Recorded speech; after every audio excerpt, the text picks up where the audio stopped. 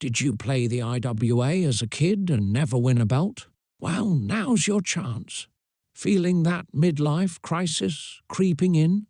Don't have a ton of cash to blow? Want to go back to the 80s? Since 1985, the Imaginary Wrestling Association has been the #1 wrestling game in the universe. Forget these fly-by-night imitators, e-feds and booking simulators. The IWA has outlasted them all. It's 2025 and play-by-mail is here to stay. If you love wrestling, if you love creativity, if you've got the guts to step up to the challenge, then don't be a loser. Join today and become a champion. Go to playiwa.com right now. Once you start, you can't stop.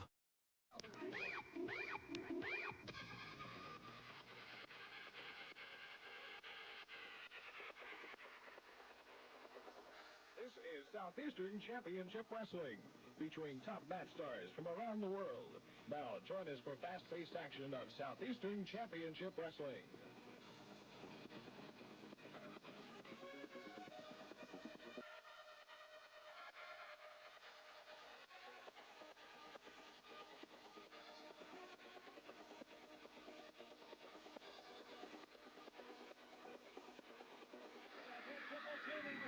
TV champion. The match is over. Outside interference is going to be called by referee Tommy Withers.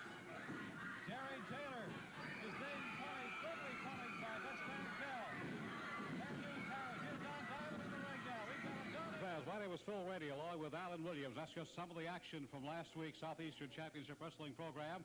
A match involving Terry Taylor. And you know, Alan, over the past several days, Terry Taylor's had a lot happen to him. He's won the Southeastern Heavyweight Championship as he defeated Bad News Harris in the Southeastern area recently. And also, on today's program, we'll be talking with Bob Polk. Bob will be telling us more about what's happening in the Southeastern area over the summer months. And, you know, talking about Terry Taylor for just a couple of seconds, Terry has won the TV title. He is now the Rookie of the Year. And last night in the Southeastern area, Terry Taylor won the Heavyweight Championship. So a lot of things are happening for Terry Taylor. Sure is. And what more could a wrestler ask for in his first year to win all these honors? It's just amazing. It's just simply amazing. Terry Taylor, what do you have here? Okay, Mr. Rainey. Last week, Dutch Mantel challenged me to sign a contract for a match on TV last week. I'll turn the tables on a little bit. I'd like to see I have a match here. I mean, that's a contract here for a match. I'd like to see if he'd come out and sign it right here on TV to wrestle me for the Southeastern Championship. Today on the program? Today on TV. You know, you just won the Southeastern Heavyweight title. You don't have to defend it this early. I guess you know that. That's right, Mr. Rennie. Mantel has been after me ever since I've been here. He's done everything he could to get me out of the picture. So I think if I give him enough, and now the stakes are high enough, the Southeastern Heavyweight Championship, which I did win last night, if I put that on the line, he cannot say no. Is that on today's program? Today, if he will sign it. Well, wonder we can get him out here. Here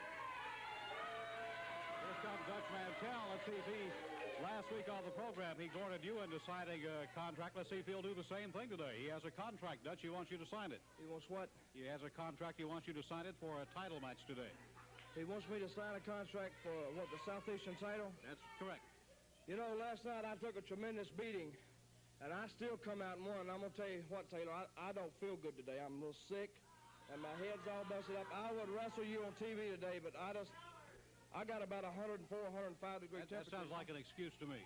Well, Randy, you couldn't expect a man almost on his deathbed to come out here and wrestle on TV. I'd gladly sign it for next week. I think you're afraid of Terry Taylor. No, last week, I said that last week I'd sign it for this week, and you didn't go for it. So this week, you sign up right now, or forget it. Or you're chicken, admit it. The tables are turned, you're chicken. I will gladly sign it for next week, but I don't feel good today. I'm sick. And I'll wrestle you anytime. I'll wrestle you in a parking lot if I felt like it, but I am sick today. I don't feel good, Taylor. Can't you understand, son? I guess when I tell you something, I guess I'm just a liar.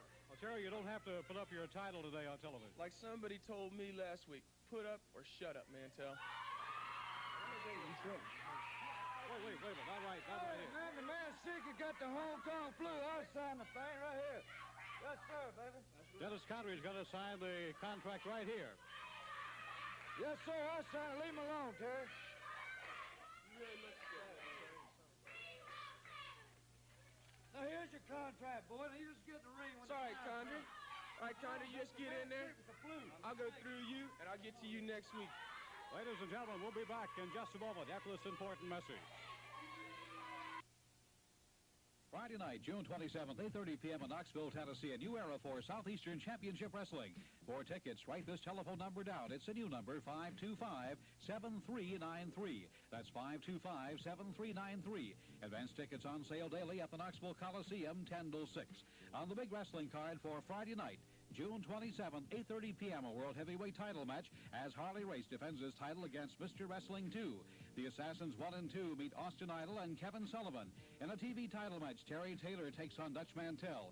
And the promoters of Southeastern Championship Wrestling are negotiating with Abdullah the Butcher. Tommy Rich has been signed to be in the Southeastern area. Don Time and Eddie Mansfield. Remember, wrestling fans, Friday night, June 27th, 8:30 p.m., a big wrestling card. Mr. Wrestling 2 challenges the World Heavyweight Champion Harley Race for the World Heavyweight title. The Assassins 1 and 2 meet Austin Idol and Kevin Sullivan. And in a TV title match, Terry Taylor meets Dutch Mantell. You'll want to be there Friday, June 27th, 8:30 p.m. for Southeastern Wrestling. Our first match is one fall with a 15-minute time limit. From Minsk, Russia, weighing 260 pounds, Ivan Rapoputsky. His opponent from Morristown, Tennessee, weighing 205 pounds, Tim Horner. Alan, just a moment ago, we saw Terry Taylor sign a contract, or Dennis Connery sign a contract to meet Terry Taylor in the Southeastern Heavyweight title match. Young Terry Taylor has won all of those titles we mentioned just a moment ago, and he has come along. He's being compared to the great Lou Thez at an early age. Terry Taylor has quite a string of victories and a lot of things happening to Terry Taylor here in the Southeastern area. And we'll be looking forward to that match coming up shortly with Terry Taylor and Dennis Condrey for the Southeastern Heavyweight title. Right now, Ivan and Tim Horner. There's the takedown. Horner gets right back up. Ivan the Terrible, Ivan Rapoputsky, going against young Tim Horner from Morristown, Tennessee. Last week, Phil, if you remember, Tim teamed up with Don Diamond. Tim did an excellent job. Top wrist lock on the takedown with Ivan the Terrible going against Tim Horner. Horner on the reversion. But face lock. There's the takedown again. Ivan has things going his own way right here. Flying Mayor holding on here. Comes up with a look almost like the head scissor. He's trying to go for the head scissor.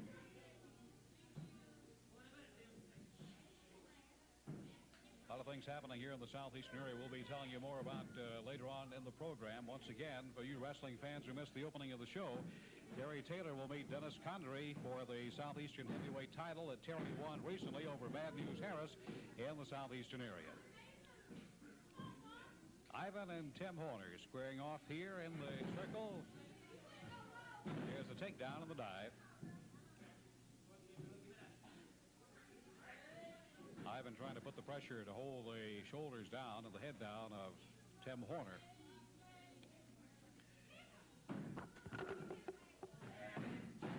Kick to the leg of Tim Horner as Ivan goes to work on that left leg. He'll go for that left leg to try to put Tim Horner out of commission. Horner catches a knee on the side of his knee. Horner making an effort to fight back, has his head rammed into the turnbuckle by Ivan Rapoputsky, the big man from Minsk, Russia. Exchange of blows in the center of the ring. Kick to the midsection. Horner trying to land a couple of blows to Ivan's midsection. Instead catches a fist to the forehead, front face lock. He's going to go for the neck breaker right here. He's got it. He's got it. Cups the leg, gets the count. 1, 2, 3. That is the 3 count here. And your winner of this match is Ivan Rapoputsky. Ladies and gentlemen, we've asked Kevin Sullivan to come out and be with us here. Normally, Kevin Sullivan says he's home. We've asked you, Kevin, to come out and be with us here. We, first of all, would like to ask you your comments on young Terry Taylor, the Rookie of the Year. Well, first of all, Phil, the reason why I'm out here, I know that I read an article that you said, out of all the things in your life, what would you want more? And was to interview me. So I thought, on my behalf, I'd make your life. I don't think I wrote that article. I think, well, I'm going to say this. Everybody knows I've been the most controversial figure ever to come to Knoxville. They've loved and hated me, mostly loved me. But there's a... But I have to give credit where credit is due. I think I'm the greatest athlete ever come to Knoxville. But Terry Taylor, if I have to say that one man is going to make it big in the wrestling business, is this young man today. He has everything going for him. He has everything going for him. He reminds me of myself a lot. He's good looking. He's quick. He's strong. And most of all, he has it where you have to have it. He has it right here. You know, I was in a tournament lately in Georgia, and I was the winner of the tournament. Right. That's the junior heavyweight title. Right, that's it. And I'm going to say this. Terry Taylor, someday I'm going to have to wrestle a man. And when I do, I know it's going to be a tough battle, probably the toughest of my life, because I've never seen anybody come along this quick, except for myself, this quick, and he's got everything going for him. And I want to say this. The people in Knoxville are going to be lucky, because they're going to see two world champions someday. I'm going to be the first, and then after I retire and I give up the belt, Terry Taylor will be the next world champion after myself. Speaking of the George area, talking about champions, what is going on down in the George area with Mr. Wrestling 2 and Harley Race, the world heavyweight champion? Well, this is a very interesting thing. You know, I don't know when they're going to meet again. I'm sure it's going to be soon. But Wrestling 2, everybody's saying he's going to be the first masked man to win the belt. You know, he embarrassed the champion because he beat him in a non-title match. And because of this, all the people from all the areas rode in, and they awarded Wrestling 2 a trophy called the Champion of Champions Trophy. And he has embarrassed the champion so bad, it's on the champion's nerves, and Race finally wants to meet too, and when they do, I want to be there and watch. We'll be back in just a moment, wrestling fans.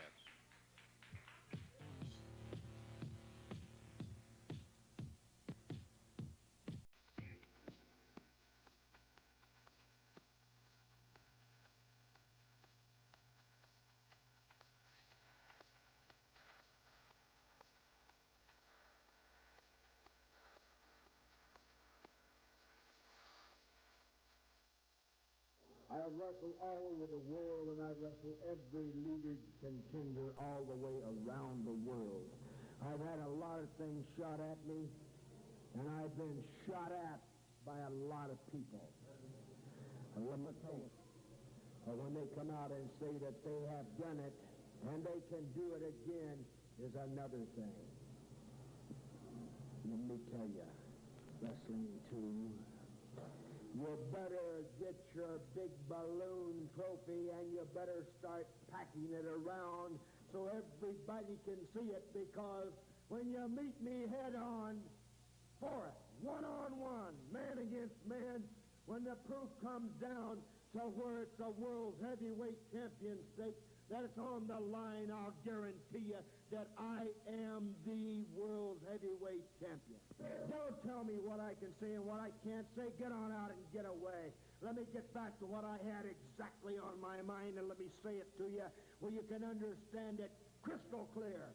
There's only one world heavyweight champion, and he doesn't carry a big balloon trophy around with him. He carries a solid gold box. Friday night, June 27th, 8:30 p.m. bell time at the Knoxville Civic Coliseum, a new era for Southeastern Championship Wrestling. For tickets, write this new telephone number down, 525-7393. Events tickets on sale at the Coliseum daily, 10 till 6. On the big wrestling card, a world heavyweight title match as Harley Race puts his world heavyweight title on the line against Mr. Wrestling 2. The Assassins 1 and 2 meet Austin Idol and Kevin Sullivan. And a TV title match, Terry Taylor and Dutch Mantell. You'll want to be at the Coliseum Friday night, June 27th, 8:30 p.m. for bell time.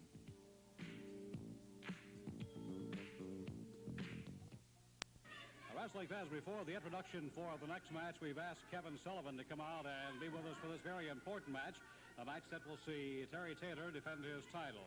And now for today's introductions of the ring participants, here's Alan Williams. Our next match is one fall with a 15-minute time limit with the Southeastern Heavyweight title on the line. Weighing 240 pounds from Macon, Georgia, Dennis Condrey. His opponent, the Southeastern Heavyweight champion, weighing 227 pounds, Terry Taylor.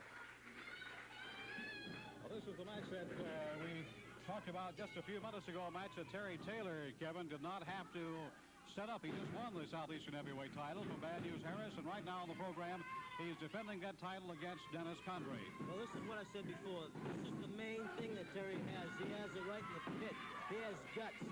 He didn't have to go and defend this title today, but he feels that he owes it to the people, and he owes it to his opponents Dennis and to himself. This man, like I said before, if I had to put my finger on one man that's going to go all the way, it's this one man right here. Right now, Terry Taylor with the head scissors. Terry, right here, Phil. Terry's has the whole everything in control. Basic wrestling. He's keeping his man on the mat. I'm not taking anything away from Condrey because I've wrestled Condrey in different times in different places, and Dennis is one of the top competitors in the United States today. Good move by Condrey. Yes, Dennis Condrey trying to power his way out. And we'd like to remind our wrestling fans here, because of the fact that the belt has been destroyed, we have a new Southeastern Heavyweight Championship belt in the process of being made, Kevin. And as soon as that belt arrives from the our people who make the Southeastern Heavyweight title belts and all the belts for Southeastern Championship Wrestling, Terry Taylor, or the winner of this match, will have that belt on his waist. Terrific wrestling. Staying right to the basics, 5 minutes carry, reversal. Terry has a very good amateur background, and so does Condrey. They both wrestled amateur for a number of years. Both of them were seen this is a main event match anywhere in the country. And what we're seeing here is two very different styles. Dennis Condrey, of course, the brawler, and young Terry Taylor is a man who is more prone to scientific wrestling than the street fight or the brawling type of wrestling. Well, I have to agree with you right here, but I'll tell you, Condrey's taking it to him because right there he's pulling his hair, but Condrey has taken the match to Terry, and Terry hasn't backed up one bit. Beautiful shoulder stuff. Beautiful move by Condrey, and he's going for an early pin, and Terry's out of there. This goes to show the ability of both wrestlers, because in that particular exchange right there, no one got the upper hand. No one was able to put a good offensive move on the other man to gain the advantage. With these two guys, the competition right here in the ring. See, this is what I'm talking about, Taylor. This is what you have to have. You can't back up and be a champion, and this is it. He isn't backing up, and this man is a champion, and he's world championship caliber at a very young age. Of course, it would be a big win for Dennis Condrey should he unseat the new Southeastern Heavyweight Champion. Bad News Harris, the first black champion in the Southeastern area, held the title longer, I guess, in the last several weeks than we've had anyone hold the title in the area. Good reversal right there by Terry. You know, it's like this. Everybody knows Dennis Condrey. He was good suplex, and this match, to me, is right on the basics, and Terry's reversed it. Dennis may be throwing Terry off a little because he hasn't reverted to a brawling style. He stayed with the mat, and he stayed with basic wrestling. Well, I think Terry Taylor wanted the match with Dutch Mantell because of the things that happened in the Southeastern area recently between Terry and Dutch, but Dennis Condrey has turned out to be a very worthy opponent in this match. Well, Dennis Condrey, Dutch Mantell are two of the greatest athletes in wrestling today. I'm going to give everybody their credit. Dutch Mantell, I've had my problems with him. He's a tough man. I've known Dutch for a long time. I've scrapped with him all over the country. And anytime you get in the ring with Mantell, you can expect anything. If you get in the ring with Mantell and you get a win, you did something that night and you earned your bread. Elbow bet will be squaring off again as they go collar and elbows in the ring. And now here's that brawling tactics that we saw. Dennis Condrey shoots that knee in the midsection.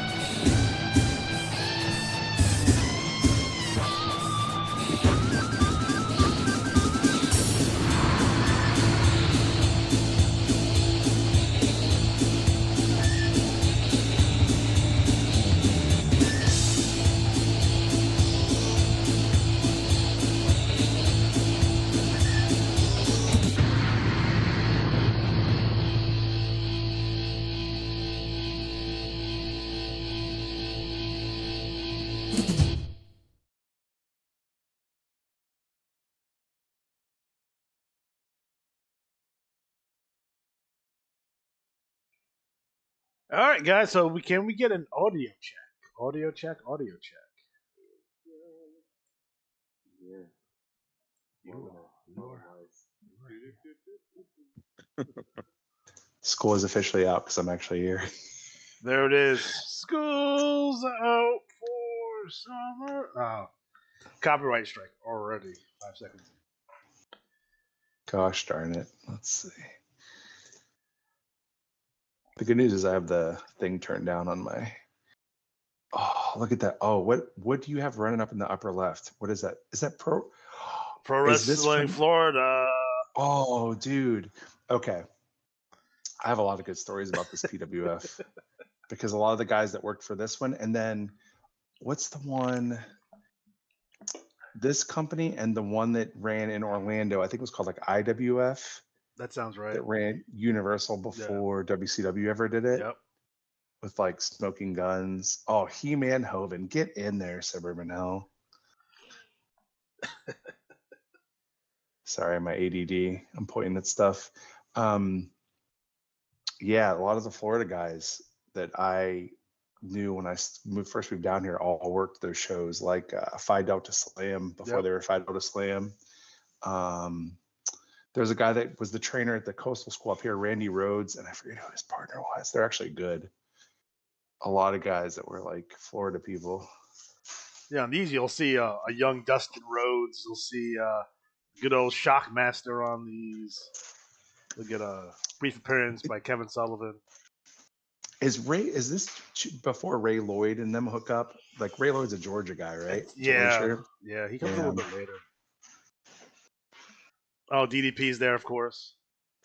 Because I was talking to somebody about Ray Lloyd the other day, how he gets in there, and then Luther Biggs was a guy that when I first came to Florida, he was always around. Like he would just come to shows. I'm like, oh, that's Luther Biggs. He was Sugar Ray Lloyd back in the day, which is a weird gimmick for him. One of my favorite dudes. I worked a tag with him and Scotty Riggs in Georgia. Random. So welcome back to the IWAR Network Tubecast. I'm your host, Alex G, and we got Matt. We have Derek tonight. What's going on, gentlemen? Why is Emma Frost here? We got to look closer because AI is a wonderful thing, folks. It's you, Alex. It is me. It is me. Is that Dixon Ticonderoga on the left screen there? It is. It is. All right. Congratulations, Rusty Chains, on the NWL title there. I popped when I saw you won the title there. Distant cousin to Rusty Trombone in the WTO. If He-Man Hoven was still there, that would be happening. Oh, I love He-Man Hoven. I'm always amazed at what I get into my trash talk with him in that way wise. Just, I was thinking to myself, it's almost like, the Urban Dictionary. Yeah. Like just go to the Urban Dictionary, pick a topic. I'm going to work it in somehow. The best. Oh, man. That's the way to do it. So, Matt, do you have Johnny B trivia? We do. Johnny B's question and answer. And a reminder, every time we do a show, we open with questions and answers from Johnny B. If you have anything you want to know about the IWA, the game, just things in general, if you can throw a question at him like Alex always asks. So my first question for Johnny B, because I have a couple today. When's the last time he went to the Pizza Booyah in Eastlake, Ohio? So, does he take the whole family out to the Pizza Booyah? I need to know this. What do they serve there? What's their specials? It's a real place. I looked it up. I will ask this: does Johnny B or anyone that way ever realize when I do my pay-per-views and I have like an appearance by the Willowwick Mayor, have they ever realized that I actually look up in Google or search the actual location, the actual people? Yeah, I do the same thing. So like I had I think it was U.S. Mail or who the hell was it? And I had them go to a strip club in Cleveland, and it was like, some terrible place. Just curious if they ever notice when players do that, do they pick up on that, or do they just like? When's the last time he went to the United States of America? That's down there. Like that's that recent. That's a good name. So yeah, I did a whole spot where like I'm talking about like weird blue laws they have, which is one of them is they can't sell cornflakes on Sundays for reasons I don't know. The bigger question, Alex, is what was the name of the roller rink where you grew up? What was the name of the roller rink? I know it was right next to the Atias flea market, but I forget the Yeah. Roller Jam, Roller Some shit. up next on TNN. We had Roller World, and the best part was Roller World got taken over by Asian gangs for a short time. Okay, So you fair had this bizarre blend of like kids' parties and then all these surly kids who were like in a gang, rollerblading and roller skating. Oh man, good times. Yeah, so let me get this out here. All right. So again, if you have your questions, post them here, send them to us. We're happy to ask. From Johnny B. Jr. On the previous episode, Darren, who can't make it tonight, stated that a manager in the Western Trails League had. Oh, here we go. This is the good one. This is the one I wanted to hear an answer This for. is. We Look have at me. waited for this. This is the answer. Darren stated that a manager in the Western Trails League had discovered a loophole that allowed him to circumvent the 6 wrestler limit. I had already addressed the issue in the broadcast immediately preceding that one, and Darren had posted a succinct "what?" in the chat box when Matt read my explanation. But he has already forgotten, so here is the refresher. Boom, boom. Any player is free to create a wrestler or transfer 6 wrestlers into the W2L every cycle, but they must do one of the following with their existing roster: transfer them into the Graveyard League or another league for $2 apiece, have them dropped from the game or relinquish their contracts, and have them converted into an IWA jobber. We don't know the reasoning behind the behavior, but the aforementioned manager may possibly be creating new grapplers so frequently they care more about their names than they do about winning or any other aspect, and new wrestlers cost $1 each as opposed to paying $2 for a name change. I will reiterate that this approach is not a recipe for success, and some may consider it a waste of non-imaginary money, but people have fun in many different ways, and the whole point of the added way is to have fun like those kids are. So if making new characters is what you enjoy most about the game, then feel free to create up to the league maximum every cycle, and don't make no never mind about what mean old Cactus Jack gots to say about it. Love it. Fair enough. All right, so there it is. And I remember him talking about it, but I remember thinking like, do we miss it? Like, but that's good. Thank you, Johnny, for doing that. And we mentioned before, there's a person who's creating wrestlers. I will say this: if you want to create a new wrestler, that's totally fine, but you are sacrificing all your wins, earnings, stars, etc. All right, next question. Also on the previous episode, Alex put forth the question: what do we call the IWA inside the universe of the game? What do the letters IWA stand for? Is it International Wrestling Association or is it Independent Wrestling Association? Johnny B. Jr. says, it's understandable that wrestlers who are doing their best to pretend they actually exist would be reluctant to admit the membership in a promotion that features the word imaginary right in its title. Both of Alex's suggestions are acceptable, but I think I'll rely on a neutral third party for my final answer. By coincidence, the recently published play-by-mail history book, Paper Dreams by David K. Spencer, see the announcement on the news page, mistakenly listed our full name as International Wrestling Association one of the times it was mentioned, and that was also the name of the real-life promotion in Cleveland, which is just a short drive from our headquarters. So I think it would be a reasonable choice. Of course, this is not the International Wrestling Association. It is the imaginary, all caps, Wrestling Association. So players are free to use any name suitable for print, even use entirely different initials, like Worlds Unlimited, which brings up a good question. The Worlds Unlimited thing, I want an explanation. I don't know He explained how it. that happened. I remember He explained it it. came along. You know, they got a partner, and they changed the name for a little bit. And then that partner left, so they reverted it back to. Okay. So there was Worlds Unlimited, and then they went to that ISC name for a little while. I don't know what the initial stands for or whatever, but then they changed it back to Worlds Unlimited. All right.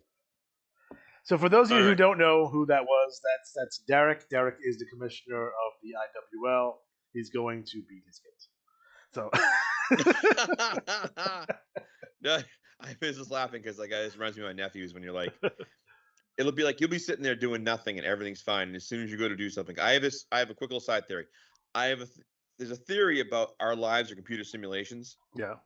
And I always laugh because when I'm at work, if I pick up something and have to go work that particular area, I swear to hell, the moment I turn around, someone goes there. Yeah. Every time. And it happens all the time. And the second thing that happens that's also very weird is I have a habit of like putting something out, like I'm like unloading a box and putting things on a shelf, and it's perfect every time almost. Yeah. And it just seems too like, I don't know. Anyways, It's getting definitely back to weird. the It happens to me too. Anytime I'm working in the area of my store, it's like, oh, everyone's coming over here for some reason and being in my way on purpose. Right. Yeah. I always just think whenever I see somebody getting mad about that, or I get mad, I think to myself, I'm being paid by the hour. Yeah. I'm being paid by the hour. Okay. To finish up this thing here, speaking of coincidences, can we just acknowledge how cool it is that many years after Alex lost a childhood friend when he moved away from school, they were able to reconnect because they both happened to join the IWA. And Matt has a similar story that worked in the other direction. He got to know someone from the game and then by chance ended up in that fellow player's college comedy group. Matt and Alex are two managers who have such coincidental stories and also happen to be the main host of the IWA Tubecast. Yes, the game was lucky to provided wrestling entertainment to more than 10,000 people over the last 40 years, but it's still a rounding error compared to the population of even just the U.S., and we've had managers from all around the globe, so I just think that's pretty amazing coincidences. I will say, when I went to the New Japan show in Lowell, I can't be 100% positive, but I think I saw Eric Marchand, however you say his name, at the show. We were leaving, and I looked, and I was like, it looked like him, and I've never met him, but I know he's from Boston, the area, and I know like Punk Rock Mike, Agent 26 are both from Mass. I think they're from Western Mass though. The guy who runs Killer King Khan, and a couple other guys, Jimmy Jensen, he's from Western Mass. And I tell people all the time, if you ever want to go to a show, like you're like, hey, let's go check out this show here. And it doesn't have to be a big show. It could be AEW, could be EW, could be like, backyard independent wrestling. I'm down. If I'm free, why not? It'd be fun.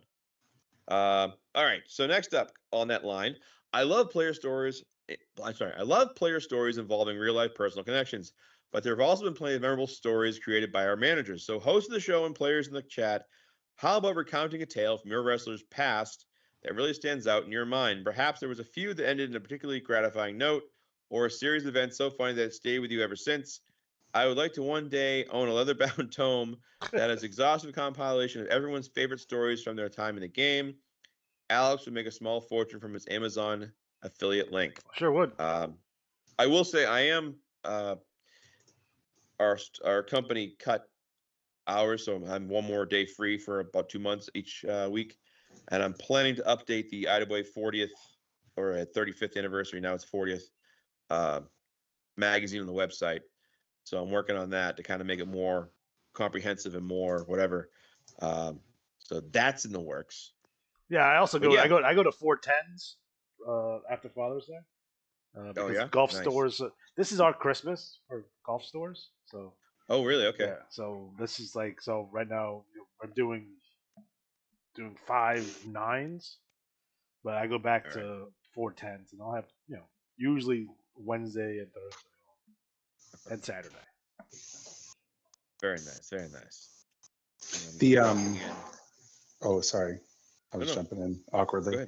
I was thinking when you were telling the story about managers that have had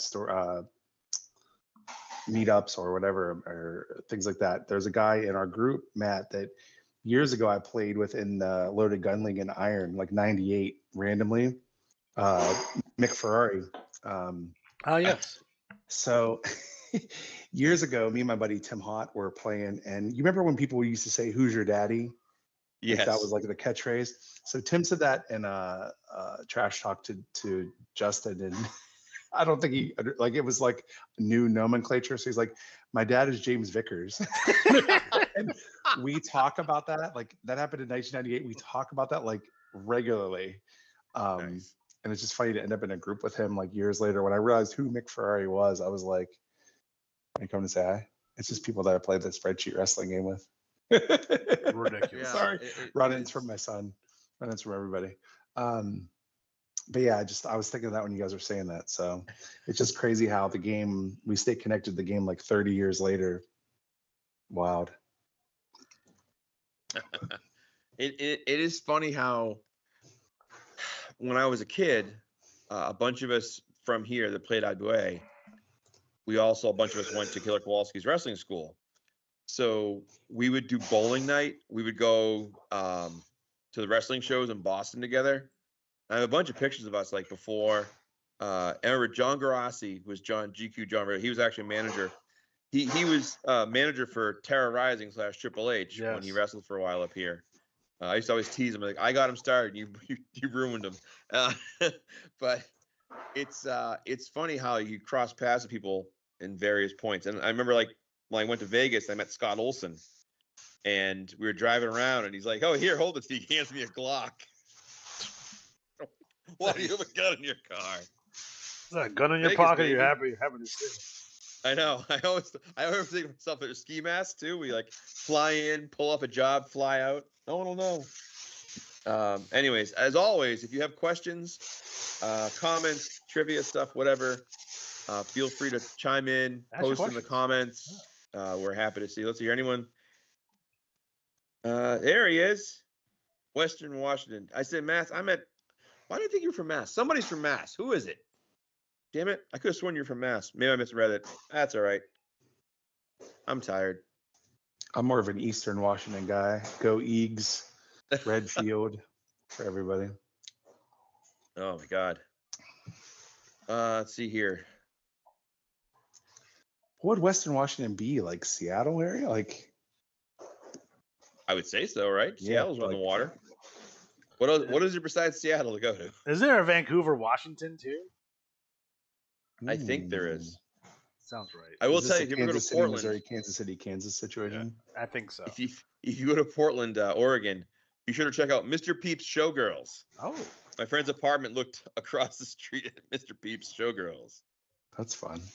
Yeah, there's a giant sign with a guy looking over the fence. I have a picture of it somewhere. It's fantastic. So anyways, IWA, let's talk about it. What's happening? How we do today? did everyone do well? I don't know I the didn't. scores overall, but I feel like I did better scoring, but I didn't have as many titles, but I did way better than last time, so I'm not quite as much of a wreck. And we have tons of results. Fantastic. I haven't even finished going through them all. Like the King of the Ring, I'm gonna shoot myself. I never should have been like, oh yeah, like send like 4 wrestlers each. That's cool. I have a good spoiler. When I did my quick results, Yeah. I have a IWAR related spoiler for my friend Matt here in a minute whenever we get there. Oh. Uh-oh. And guys, I do have a photo of Johnny B in a Studio 54 type atmosphere somewhere in East Lake, Ohio. So, Oh, my that goodness. brings a good point up. What does Johnny B think of our Johnny B avatar? I've used the bald-headed guy with the glasses and the beard. For whatever reason. You know. who has the best one? I guess. What's his favorite? Yeah. So, anyways, I'm okay. Palyupa Tacoma, Vancouver, Southern near Oregon. Okay. Do you want to get right into the league stuff? What do you want to do? Yeah, let's start. Brian told me he won't make it, No. but yeah, he's gonna send me a Tacoma. message. Do you want to go Oh, he in did. alphabetical order? Do you want to go? Yeah, I have Ryan's message. We can bang out ACW right away. All right, so I'll run through that real quick. All right, go ahead.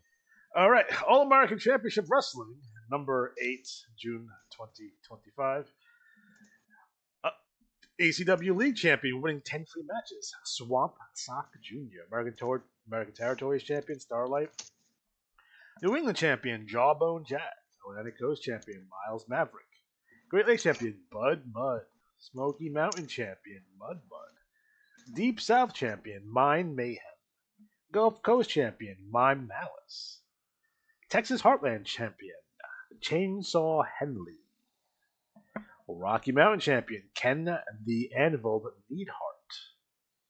Desert States Champion, Spud Mud. Pacific Coast Champion, Blasphemous Tundra DeFrost. ACW League Tag Team Champion, winning 5 free matches, Mud Mud and Spud Mud. American Territories Tag Team Champion, Starlight and Ravishing Chick Dude. ACW League six-man champions Eddie Chavez, Tino Sonata, and Terry Garnia. American Territory six-man champions General Displeasure, Colonel Flustered, and STF Ewing. And your Battle Royal winner, Chainsaw Henley. So what are Ryan's notes for the ACW? Oh, Ryan's notes were as follows. Can't do this one. Gonna really try for the next one. Next cycle is the Great American Bash. $115 in ACW commish credit on the line. And don't forget, the ACW runs a little bit differently. So every single cycle, the more activity you generate in the league, the bigger the credit prize for the pay-per-view. So all titles on the line. Battle Royals for new number one contenders. Happy Meal versus Greatest American Hero in a cage match. Swamp Sock Jr. versus Hocus Crocus in a Louisiana swamp fight. And the Triple Crown prize pool is up to 135 free matches and 1.7 million. And that again is if you Triple Crown, your one wrestler wins league, tag team, and six-man titles. So no pressure. I need to get on the show. Who am I fighting? Miles Maverick. Put me in for Miles Maverick. God damn it. Miles Maverick. I need a match. I don't have a match on that. You can't have a pay-per-view without Luther Alexander on the pay-per-view. How do you mind? You gonna put butts in the seats? That's it. Someone has to draw. Jesus. You know, butt every 18 inches, that's for sure. That's right. Let's see here. I lost my ACW page. I opened the PDF and now it went down. So They've been downloading slow. I don't know what's going on over there. Let's see. Blah, blah, blah, blah, blah, blah. And I will just say that this cycle, U.S. Mail and the ACW made a commencement speech at Harvard. So okay. That's fair enough. That's on page. That's on page. Oh, that's not. That's. Whoa! What the hell's? He's not that kind of girl. There it is. Okay. Fair enough. Let me see her. Oh, maybe I didn't get in. Oh, let's see. I thought I sent it. I did. Okay, never mind. I'm sorry. Page 24 on the ACW. There you go. 24. That's the U.S. Mail. Ah, there it is. Yep. There it is. With the what would you call it? Canon correct robe colors, black and red. Yeah. I think that's enough. All right, so that's ACW, and Ryan, hopefully, will be here next time. Yeah, man.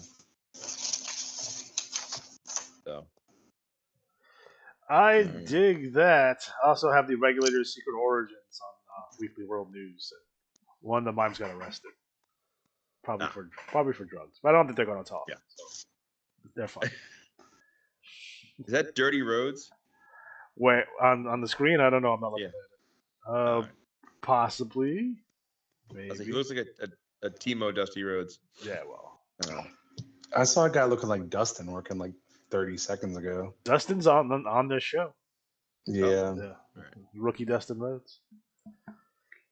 All right. So we want to go next. You want to go BRL? Sure. All right.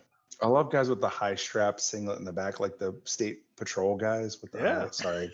I didn't mean to hijack it. I'm just watching it now.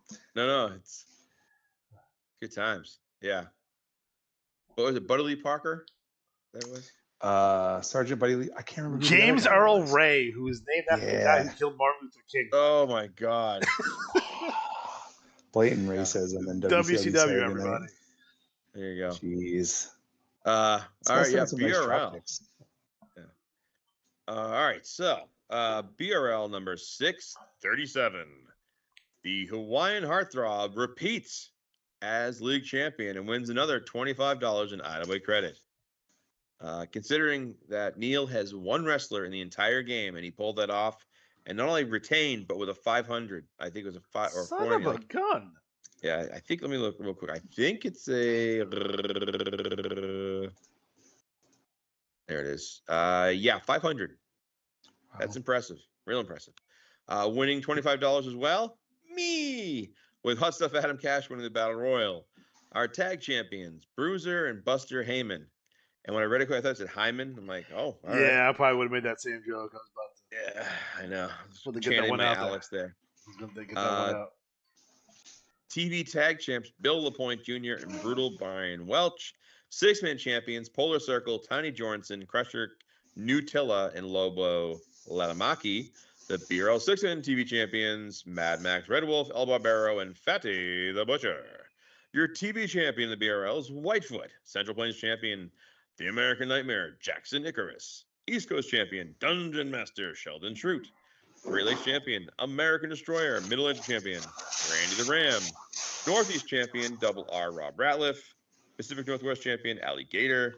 Rocky Mountain champion El Barbero. Southeast champion El Grandioso. Southwest champion Hot Stuff Adam Cash.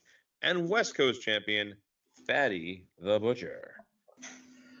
I dig that. So what's going down in the BRL? Well, what's going down is the Magibash 25 pay-per-view is in this issue. So you can see the big global title defense with LePage Turner defending against Hollywood DVS. The McFlaherty brothers defending against the Alliance of Canadian Excellence. The North American Championship match with Hillbilly Kevin defending against King Khan and Steel Cut Oats. You got the Global Trios Championship match with the Mannequins defending against El Barbero, Fatty the Butcher, and Mad Max Red Wolf. There's the Steel Cage match between Big Guns Greg Gunner and Monster X Knocker as their many years feud comes to a boiling head. We got Double R Rob Ratliff against Tsuyoshi Mazuku. We got an open challenge with House of Adam Cash. We've got the brother versus brother ambulance match between Punk Rock Mike and Agent 26 as brothers battle out. And of course, the global title shot ladder match featuring Jordan Hudson for some reason. All that and more in this write-up. And you can tell the parts where I wrote and let my intrusive thoughts win. Of course, we also talk about Automanarchy 13, so I won't give anything away, but you can, as you read it, you have the promo page for the Magic Bash 25, the write-up, and then you have the Automanarchy.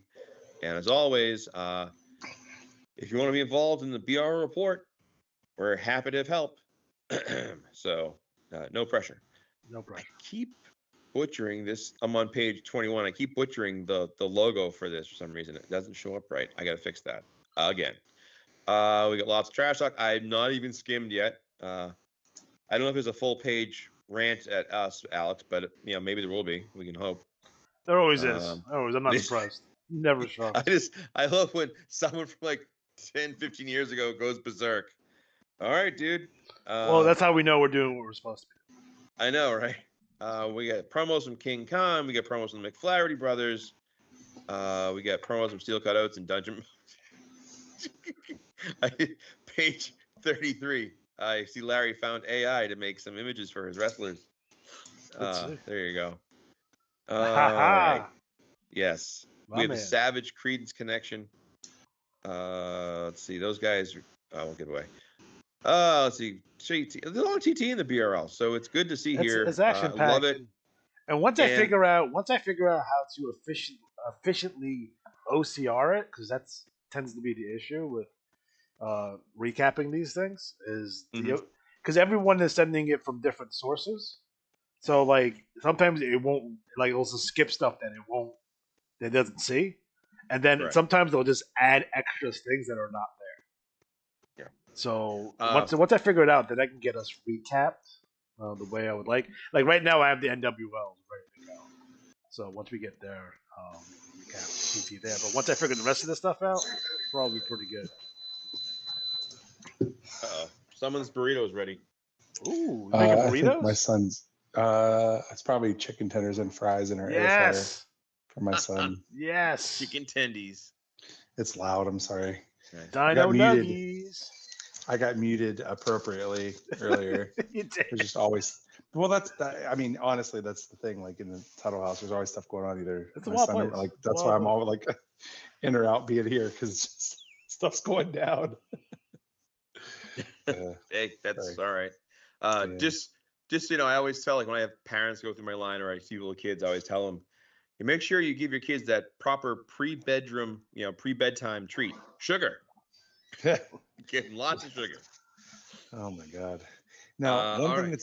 thing that's not being talked about enough is that a national heavyweight title over your right shoulder. It is. It was a gift from Scott. It is authentic. Like this is probably 20 pounds. It's heavy, That's nice. and it's the great belt. It was funny because Johnny B mentioned one of the shows about it, and I like legit thought in my head like, wait a minute, I win the national title that way? I think I have. I'm not thinking like this. And he called you an idiot too. So Yeah, it's all right. It happens. I got a funny one before because I'll get it like in the break, and I'll show you one that I got from Broken Belts, a funny one that I got in the mail the other day. So anyway, A broken belt? well, there's a group on Facebook called Broken Belts, and it's usually like it's not broken, but it's usually like cheaper stuff that people Oh, sell like or blemish, whatever. something like that, imperfection. Yeah, but it's the plates are thin. I'll show you. Like I'll get it here in a minute, but it's All a right. cool one. like that's something Thank like I would really love to collect is be belts, and my wife would fucking absolutely kill me. Like there ain't no way around it. Like they ain't like I'd be dead because like to get a good belt, it's gonna be $300 to $500 anyway, and I'm gonna want on, like Alex. at least 15 of them. Alex, if you had to ballpark the value of your collectibles, what would you say it would be? Let me look around here. All in, I'm looking at everything that I have. It's not a lot because I'm a cheap bastard. So not counting the Camaro because that's a fucking money pit. I'm saying, Is it really? yeah, it's a money pit. Like I spent a lot of money on it. I would say $5,000 maybe. All right. As you guys are talking about this, I got to show you the guy I was talking about earlier, Tim Hott. I got to show you what his thing is like. I'm going to put this in the commissioner chat. This is his collection.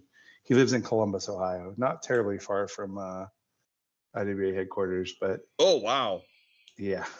That's like Mike Cook-esque right there. So there's a couple of things like That's- my console collection is probably the most expensive. Like the Dreamcast, the Sega Saturn, the Intellivision, that kind of stuff. That's probably the most per capita money that's in here. But I do have my autographed copy of WrestleMania 1 by Hulk Hogan when I met him at Comic-Con. That's probably worth some dough. That's a good one. I'm going to cheat and try to show everyone who's listening at home going, I can't see that. and hold this up and see if you can go, that's Tim's collection. So well done. Yeah, it's pretty rad. Tim Hott, one of the guys who taught me how to win at tag team wrestling in IWA. So salute. But like my big thing I'm collecting is Masters of the Universe Origins. What is that? So that's the new Masters. That's He-Man basically, but they're doing like they kind of modern articulation on throwback figures basically. Okay. So they're very similar to the He-Mans of the 80s, but they have modern articulation on them. And now they're doing crossovers now. So they just came off a Ninja Turtle crossover. They're going into a Thundercats crossover. So, What? yeah. Thundercats makes more sense than Ninja Turtles. I just picture the writer's room. All right. So who are we going to have him work with? The Goldbusters? Well, they element? had the WWE crossover, which makes like a lot of sense. So they did that for a while. Is That was R-Truth early. involved? I don't think he had. He might have had a My R-Truth, by the way, starring in OnlyFans is phenomenal. figure. Yes. One of the coolest no. things I have that's a collectible thing, I guess, is a family friend gave me this set of Thundercats glasses. Yes. They're like actual like drinking glasses Yeah. from Argentina from 1986. Wow. They're in my garage in like paper. Like that's like my Pawn Stars thing. If I ever wanted to get on the show, I was like, I would say I have this. Like I don't know anyone else who would have this. I have the full set. Did you see a Crazy. question here in the chat? Was Darren's question? I have a question for you guys. What manager in the IWA is Humperdinck, Keenan, or Fuji? I think I mean- Darren's Fuji because he throws salt at everyone. Does. Yeah. I'm more of a Wouldn't- slick man myself. I'm the slickster. Heck yeah. Heck yeah. I'm a jive soul bro. That's for sure. What a I'm great a- song. Pre-social media Jim Cornette. He really was one of my favorite influences in the 80s. Huge fan of his work. And just that's where I'll stop. Yeah, that's a guy at least that has the logic for wrestling. Like, what should be logical, but that's about it. Like, you got to watch. So when I do my parody of him, which is Jack Cornette, which if you read it in the NWL, it's hilarious because he just goes off on a tangent, just like he does on the podcast, which just goes off on a. It just doesn't make any sense, and it's hilarious. So I invite everyone to read it. You should read all the Akeem Bixenspan because it tells one story. It's going on like 40 years.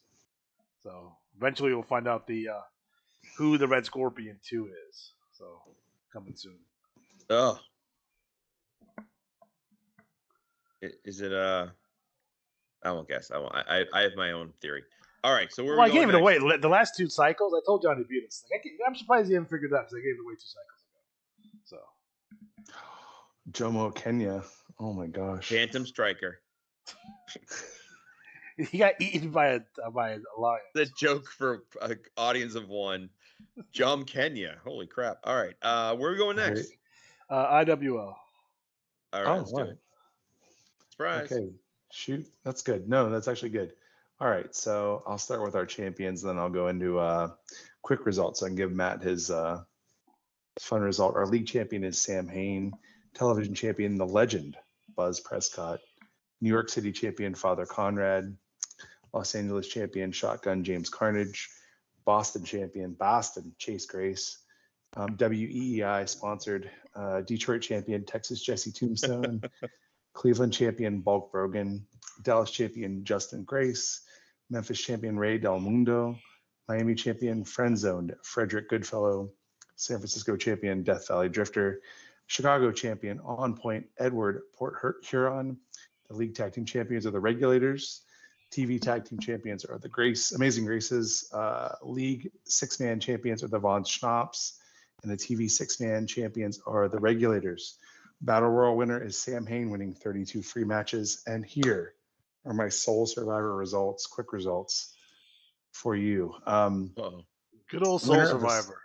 Winner of the Soul Survivor match this year, getting a title shot, is Perry Legal.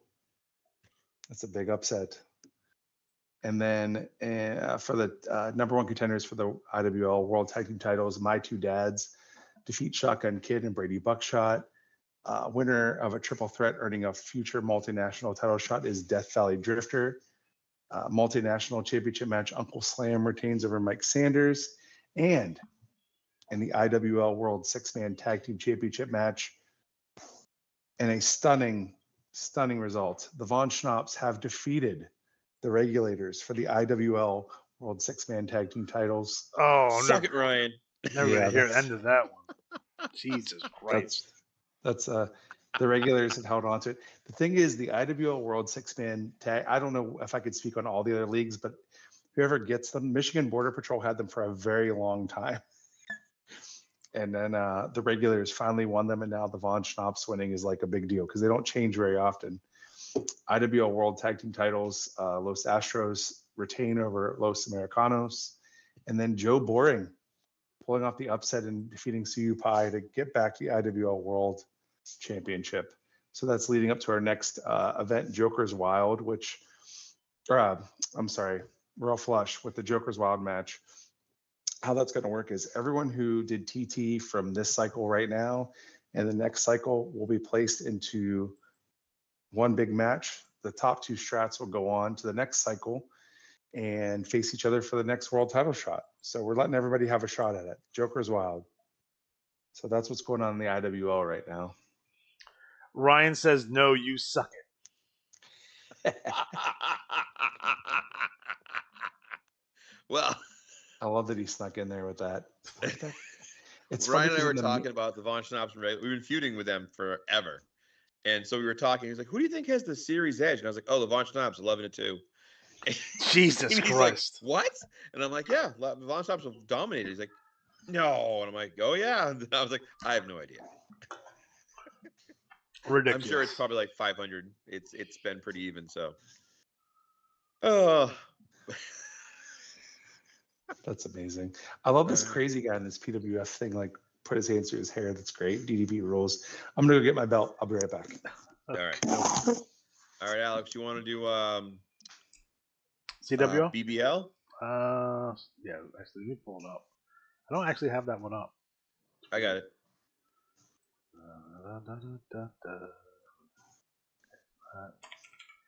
While we're taking a brief breather here, so I can get this up. Make sure that you watch all the other videos on this channel. So there's a lot of good ones going on. There are From the Pages, which is a recap show of old wrestling magazines, going as far back as the 50s and as recent as 2013. So go back and check those out. We also have 60-second review, which is a 1-minute review of wrestling video games. Take a look at that. And a nostalgia thought, which is my own deep personal thoughts about my life and my life growing up, I guess you would call it. So Here you go. take a look at those. Make sure you like, subscribe. For God's sakes, comment. The more comments you leave, the more it gets recommended to other people. So that's like super duper important. Like, don't even watch the whole thing. I don't give a shit if you watch the whole thing or not. Leave a comment, say, "Hey, good video," or "Alex, you're stupid." Do that. So check them out. They're fun. People really like the magazine videos. Like, you do get a lot of comments on those. Whether like, "Oh, I had this one as a kid," or "I remember reading this," and it's something that just hasn't been done at all on YouTube. So that's why I kind of went into that space. So I think I've had the idea for like at least 10 years at this point, but I just didn't have the tools to do it. And now that we do, I do. So again, it's like it has no opinion on it. You know what I mean? So when I recap these things, it's just a straight recap with no quote unquote hot takes, because the world is full of hot takes right now, and I don't think we kind of need any more of that. So again, if you're just looking for something like, hey, this is what they're talking about in this magazine, that's it. I'm not gonna give you my opinion on how great that Hulk Hogan versus Harley Race match was. All right, so it's just be a recap of whatever that magazine is what it talks about. So take a look at those videos, watch them, enjoy them. See how long it's taking for this BBL PDF to load up. Holy shit! Do you want me to do it? Yeah, go for it. All right. BBL number 569. Nice. Well, quick aside. Reminds me of Mike Drake's car. Anyway. I had a customer who the total was like let's say 78.69, and he tried to make that joke, and it just he was like, huh. And I was like, what? Like, yeah. I was like, oh man, I don't know you. So I used to have a girlfriend that liked to go play bingo. It was weird. So, and we would go with our whole family. Like, it was weird. The whole thing was weird. So it would be me and her whole family, yada yada yada. And every time someone would say like B69, there would be one dude that was like, woohoo, for no reason. Every single time, like on clockwork. It was ridiculous. Nice. I don't like bingo. Stupid. Tour number 569, June 2025. The league champion repeating and winning 10 free matches, Dire Wolf from the royal family of Doom. Was a distraction. Doom, don't mind me, I'm not tired. TV champion, B.A. Fox. Central Plains champion, Dominant Factor Nemesis. East Coast champion, Tombstone. Great Lakes champion, He-Man Hoven. Middle Edge champion, Johnny Mojave. Northeast champion, the Fastball, Louis Ratcliffe. Pacific Northwest champion, the Russian Destroyer #1. Rocky Mountains champion, the Russian Reaper. No relation. Southeast champion, Spike. Southwest champion, the Masked Bandito. West Coast champion, Vengeance. League Tag Champions, the Masked Bandito and Johnny Mojave. TV Tag Champions, Russian Destroyer 1 and Uncle Ivan. League 6-Man Champions, The Job Guy, The Bad Man, and Fred Valentine. TV 6-Man Champions, Chuck Moxley, who I hope Chuck Moxley is like a knockoff of John Moxley for like the indie shows we talked about. The Death Rider with the Y. Russian Destroyer 1 and Russian Reaper. And, of course, the Battle Royal winner, winning 27 free matches. Good to see him back in action. Alpha Male XD. Oh. Yeah, back at it. And you can tell it's a tough cycle when the Battle Royal, or at least 2 leagues I know of, the Battle Royal winner didn't win a belt. Wow. That's a tough cycle. It's competitive. Well, It's competitive. yeah. BBL wise, now I know Rob report wise, he has the Beach Brawl 5, and I believe it's I'm gonna find it here. I think it's based off these results for the summer cycle write-up. Probably gonna have it wrong, but that's okay. Scored June cycle. So the scores from this cycle will go towards the write-up. And of course, we have the new 5 to 10 championship coming in to look forward to. And I like that. It's either you have 500 wins or less, or 10 or less stars. It's a good belt for like lower ranked wrestlers to have something to shoot for.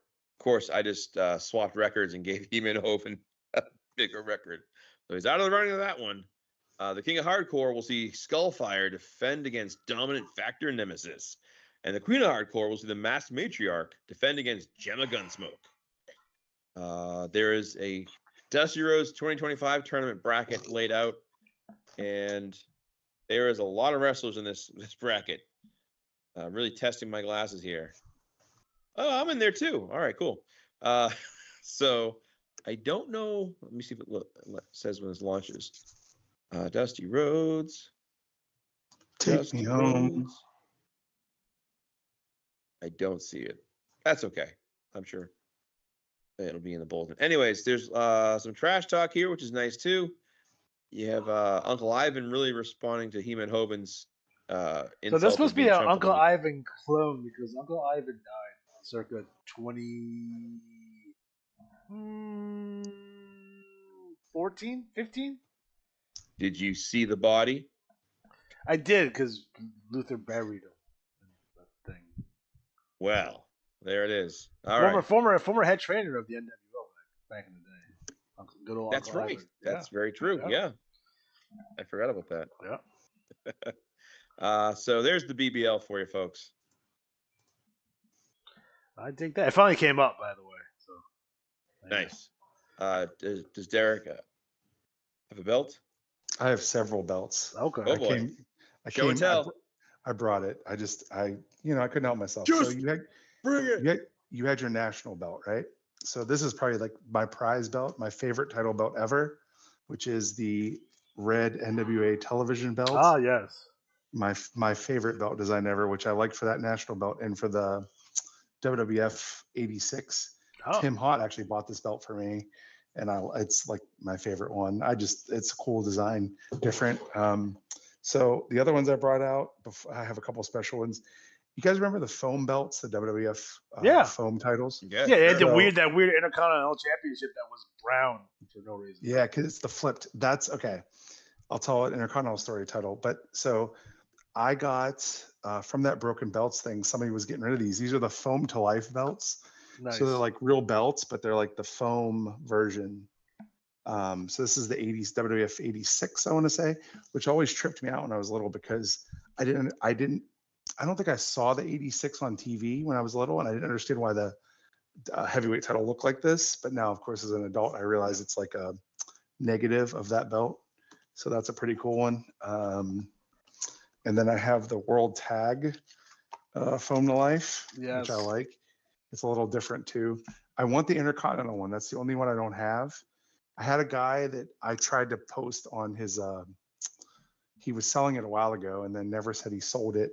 And that's the only one I want. And belt makers always like reach out to me and they're like, oh, I can make that for you. And I don't want to pay that much money for it. And then this prize I just got for $40 the other day, which is the CMLL title. Oh, really? Yeah, look. The reason why it's so cheap, like the plate is really super thin on it. But it's cool. It's just a cool thing to have. And I got it for like no money. So I was going to get, this was the prize that I wanted to show you, but then I went back there and I was like, oh crap, I have all these other ones. So I thought that was cool. So I did in fact figure out a way to display the belts on my wall. Nice. So I use, it's actually like a gun rack hook. So I have two gun rack hooks and they just boop boop. Very nice. And to put it on there. Smart. Because the two I have the big green, WWF big green, That's a good one. and the Western States Heritage Championship. So I would love to have Greg Gagne's AWA TV title. that's ridiculous. Every time I see Adam Cole, I get Greg Gagne vibes. Okay. One other thing I want to talk about. Did you guys see the wide receiver for the Bengals that looks like Adam Cole? I think his name is Trenton Irwin. No. Okay. All right. So this guy signed with the Jags, which you know who owns the Jags. Yep. Hold on, let me find the images of this guy. Oh no. Yeah. They signed him, and hold on, let me show you. He's the guy. Replace Adam Cole. He's the guy on the left. When I gotta copy and paste this and put it in the. Okay, hold on. I'm gonna put this in the Facebook chat.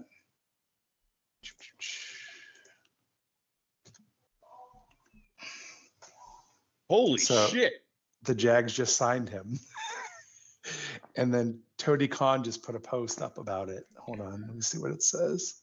See if I can show Yeah, this. welcome to the Jags. Hold on, I'll do this too. It's just so funny. Shoot. I was waiting for like a way to talk about it, but that's it just made me laugh. That's unbelievable, right? That is freaky, yeah. Yeah. So what's anyone, the guy's name? Yeah. What's his? So I want him to come out. Trenton Irwin is his name. It sounds like an NXT Trenton name. Irwin, baby. It does. Funny enough, we were talking. I was at a swim meet the other day, and we were talking about NXT and FCW names, and there was a bunch of kids swimming, and like my buddies were like, "These all sound like FCW names. Like you have to stop, get out there." I will say, oddly enough, my brother-in-law facially has like he looks kind of like Adam Cole.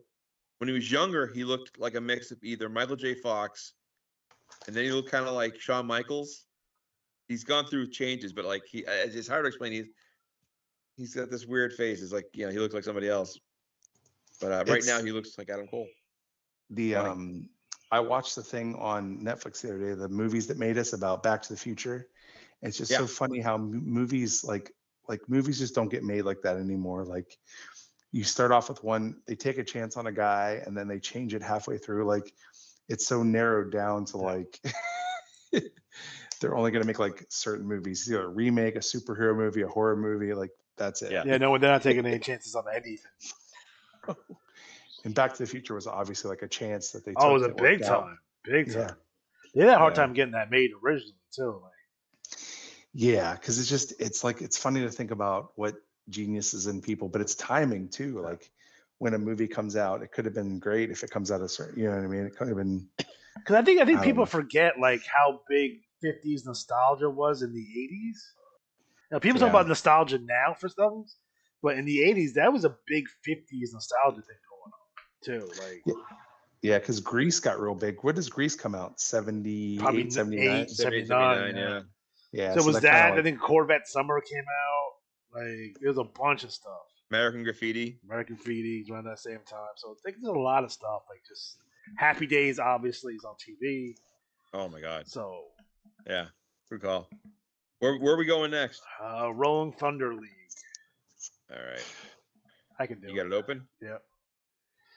All right, Rolling Thunder League number 41. League champion Heartthrob Dan Corvette. League tag team champions Must See DB Geezy and Papa G Rip. The League six-man champion, winning another 5 free matches. Moto Mouth Brody Piper, Lance Blackwolf, and Chief Moose Crossfox. TV champion Papa G Grip. Central Plains champion Eddie Rhodes. East Coast champion Michael Martin Jr., Great Lakes champion Derek Cash Styles, Mid-Atlantic champion Disgruntled Shoeman Arch Heel. That's a good one. Northeast champion Thomas T.D. Banks, Pacific Northwest champion Snacks, Rocky Mountain champion Graveyard Dog, Southeast champion Timmy Two Cents, Southwest champion Big Worm, West Coast champion Money Mike, TV Tag Team Champion Snowflake Willie and Snowflake Billy, TV Six-Man Champion Uncut Gem Greg Money, Derek Cash Styles, and Thomas TV Banks. And your Battle Royal winning 14 RTL matches, Graveyard Dog. So what's going down in the Rolling Thunder League? Well, it's a big cycle because this is the cycle of the scores for the pay-per-view Eye of the Storm, the first pay-per-view. And of course, 10-man Battle Royal. I won't reveal who wins it yet. That's going to be a surprise. But we had big tag team action, I think, where both teams are inactive. So I will change that match. So you know my personal rule about that kind of stuff, right? You go inactive for one of my pay-per-views, you get smoked on pay-per-view. Well, both teams will get smoked apparently. We had Graveyard Dog defeat the Overtaker in a coffin match. We had a Homeless Lumberjacks match where the Uncut Gem, Greggy Money, defeated Vagabond, the homeless hero. And, of course, the Thunder Cup 2 finals, Heartthrob Dan Corvette defeated disgruntled shoe salesman Arch Heel. And then in our main event, sanctioned by Michael Martin Sr., the RTL commissioner, he forced his son, Michael Martin Jr., to face Mr. Jobber in a best-of-3 falls match. And Michael somehow put together 2 wins to retain the belts. So Dig that. I might be the only one who enjoys having the old school corrupt commissioner giving his son and Derek, I'm sure you can recognize this. How many times you work shows where somebody puts themselves over who is woefully out of shape, no longer with it, like puts themselves as the hero, and it's like, dude. We were just talking about Greg Gagne. I mean, that's kind of the perfect. Although Greg Gagne, like Alex, what do you think? Greg Gagne was a good worker. He was fantastic. He just didn't look. He had a shitty body. Yeah, he was. And good, his promos were. But he's an interesting dude. Like, I love hearing him talk about stuff because he just interjects some stuff like, "Yeah, me and my dad invented the UFC." Like, what? Yeah, what? he's one of those guys. Hey, listen, like we had the idea for the NWO. We were going to invade with the AWA and WCW. But the thing is, like, he's not wrong. Like, there's kernels of truth in there because they were talking about an AWA invasion in 1989, 1990 WCW. That's a real thing. Yeah. And he wasn't involved with Alexander Karelin and getting into mixed martial arts. So, like, there's, like, kernels of this thing. But just the way he puts stuff is insane. Who would have sold more shirts? Hulk Hogan, NWO, or Jake the Milkman Milligan, NWO? Let's keep it real. Colonel De Beers for life. Colonel De Beers for life. See, the thing too, if you watch early Bischoff WCW, like pre-Hogan and even into Hogan, he's doing AWA. It's Mean Gene, it's Jesse Ventura, Nick Bockwinkel's the commissioner. Like, it's heavy AWA. Greg is there as it was one of the bookers, so it's like it's heavy AWA. Well, the thing is that if you think about it, how many years at that point? What does Bischoff come in? 91, 92? So he's there in 91. So if you think about it, think about wrestling now, 2025, like from like the era where all those guys jumped to WWF is only like 6 years before that. Right? It's not a long time. It's not a long time. 6 years before this now, and like WWE is like the same wrestlers, right? Yeah.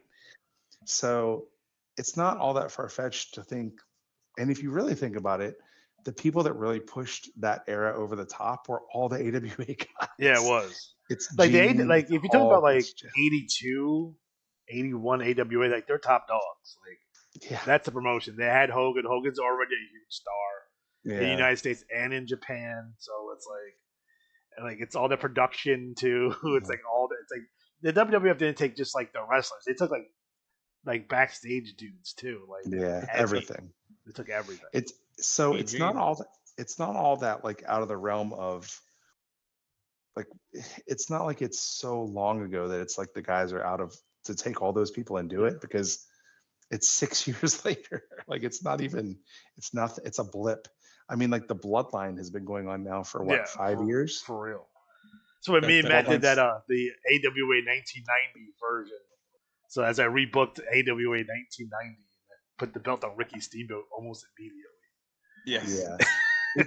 Well, the thing is, if you so And there was enough talent to do stuff. Like there was like Oh my enough. God. Wasn't he feuding with David San Martino? We did. I turned David San Martino heel on Larry Zbyszko, and I did the gimmick the reverse way, where like David hits Zbyszko with the chair to get revenge for his father. But then we did this whole thing where he turns heel and he's hanging out with DDP and Raven, and he wears a leather jacket and dyes his hair blonde.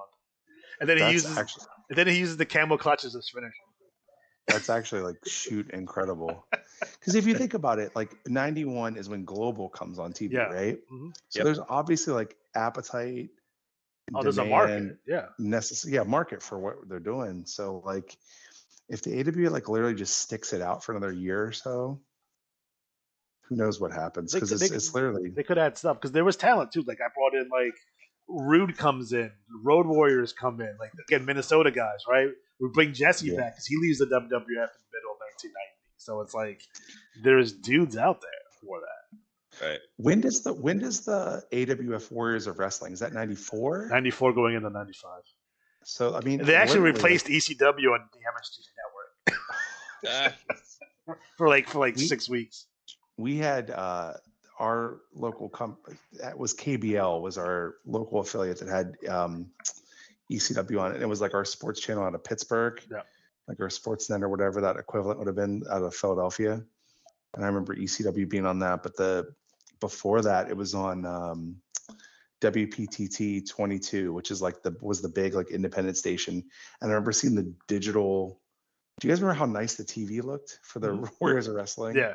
It was like almost had a cinematic quality to it. It was so the quality of it was so good, but it was just aired like in the middle of the night and no one knew about it. It was like, oh, it's Sergeant Slaughter and Tito Santana, Greg Valentine, and Tom Brandy's on that show, I think. Yeah, it's just they had rounds at one point too. Yeah. So that was bizarre. But my favorite is ICCW. So it's like that is like Vic Steamboat, Tony Atlas, and that shenanigans. And who was the Boston bad boy? What's his name? Tony Rumble. Tony Rumble, yes. Yep. So that guy, Tony Rumble, and his son, I don't know if it's like his legit son, Jason Rumble. Matt, did you have any run-ins with him? Either one? Well, I had a couple runs. My first run with him, I was like 13. I was at a bookstore buying a wrestling magazine, and I'm like, I recognized him. And he was like, I was like, oh, I'm your wrestler. He was like, oh, you're too small. I'm like, I'm 13. Yeah. Yeah, he was pretty big around here. And I think, I don't know if it's Jason, but like the Tony Rumble Jr., the guy who replaced him eventually, he was doing shows. He's still doing like local cable stuff. Boy, you ran into him? So when the guy that was the promoter for PWX in Pittsburgh was the NWA president, Jim Miller. Like when TNA starts, he was on a couple things, and then he did some 0-1 stuff at the time. But we had a couple shows in Pittsburgh where Hashimoto was in, and then Jason Rumble. We actually decided there was a whole something happened at the NWA Florida show. And then they had like a triangle series between Hashimoto, Carino, and Steele at our building. Anyway, saying all that to say, Jason Rumble was the world junior champion at the time. And he wrestled this guy, Rocky Reynolds, who was like the NWA West Virginia guy, who actually was in good shape and was like just a local indie guy and won the title from Jason Rumble. But Tony Rumble, I think that was before he passed. So I had like minor run-ins with Tony Rumble and Jason Rumble, who I'm not sure was actually his kid, but you know how that goes. I've been saying this for a while. They need to have an independent wrestling Hall of Fame where like these guys go in, like because you don't really get to hear about them very often. But they're big deals. They were big deals in the magazine, and if you watch local TV, they were all around. Do you guys remember? Absolutely certain names that are like just around forever, like Joe Savoldi. Yeah, was a guy around here. Jumpin' Joe. Do you guys remember, like, we obviously you see the IWA in wrestling world, but you remember reading about Slammers Wrestling? Yeah. With like, that was always like, I just didn't know that stuff existed when I was little. Like, indie wrestling was so foreign to me that the Slammers Wrestling Federation existed. That's a big thing for like again, we talk about magazines. It's like I learned all my wrestling knowledge wasn't through dirt sheets. It was through wrestling magazines.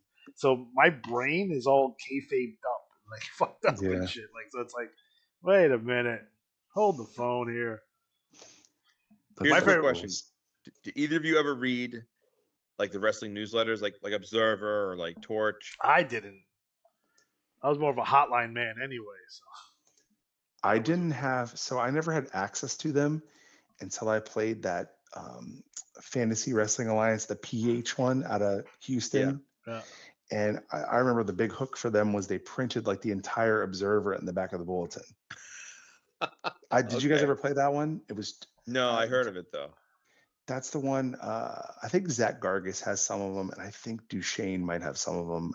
I'd love to get them to upload them because I'd Well, love to read through them. But The they reason I printed the asked, whole Observer.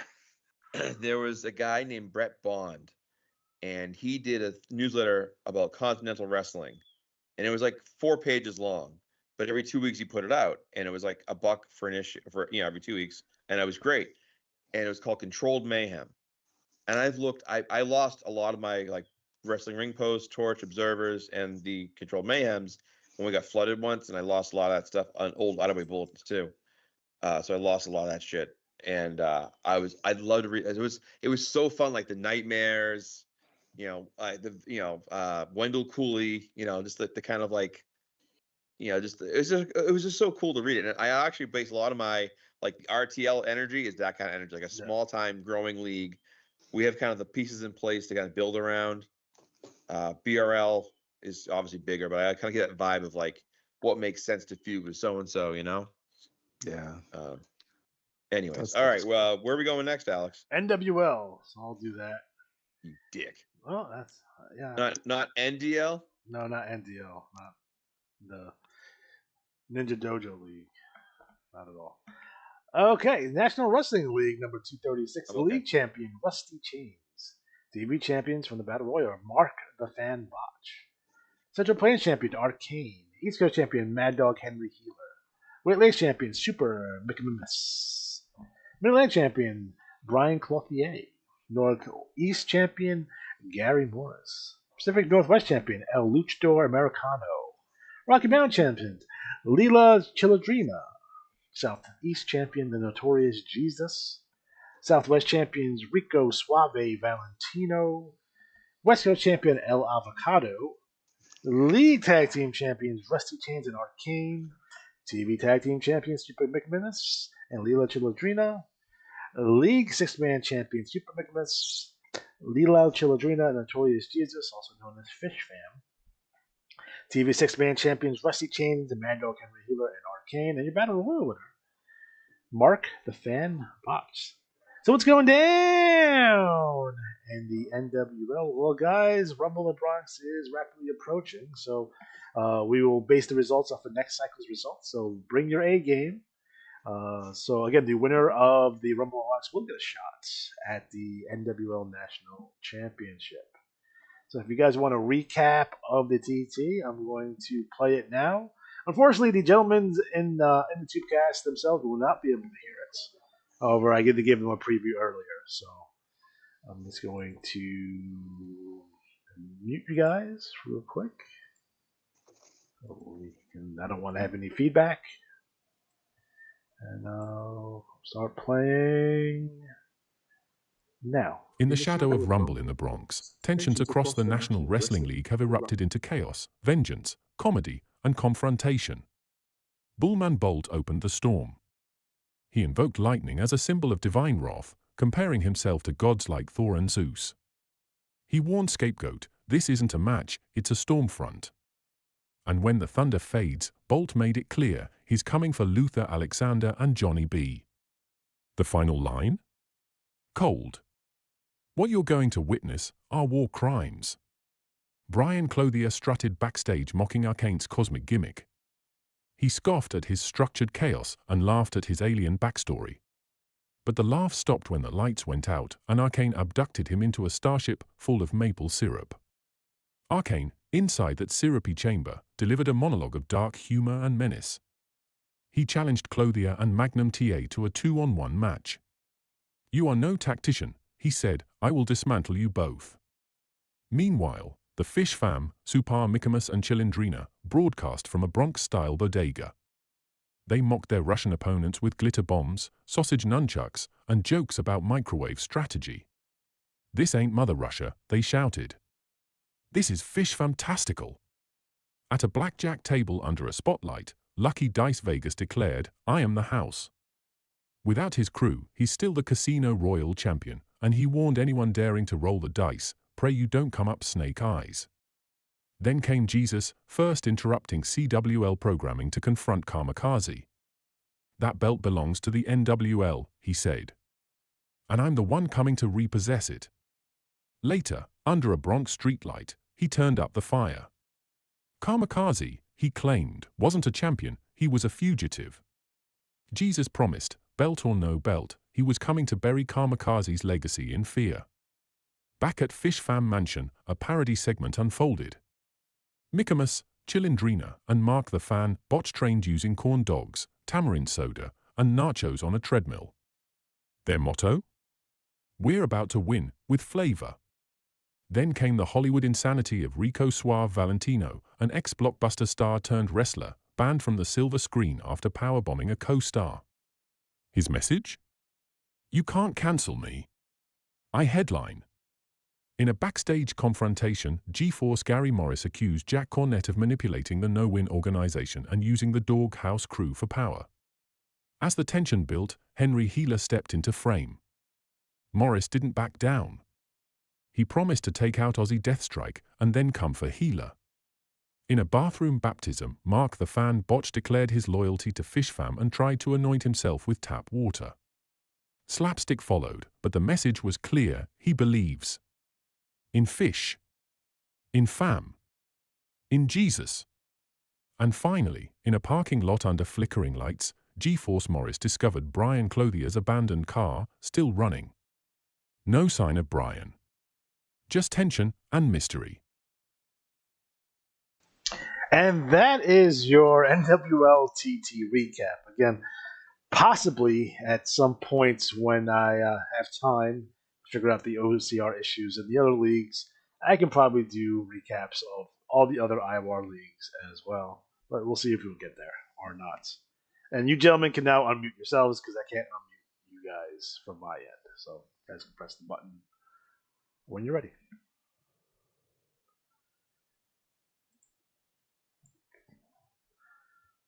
And everyone, please read. There's a There we go.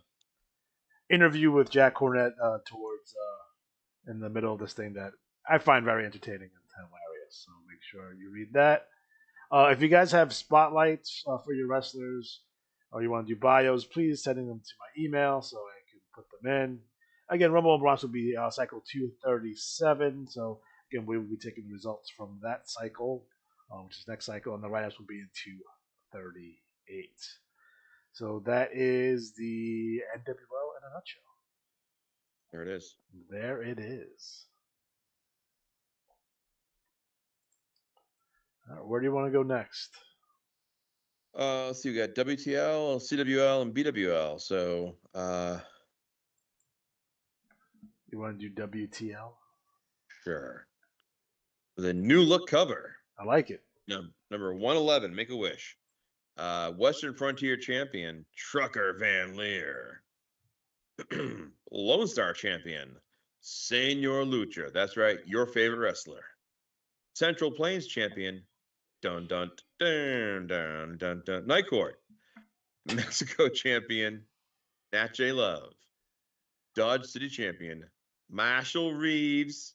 Tombstone Champion, Doc Holliday.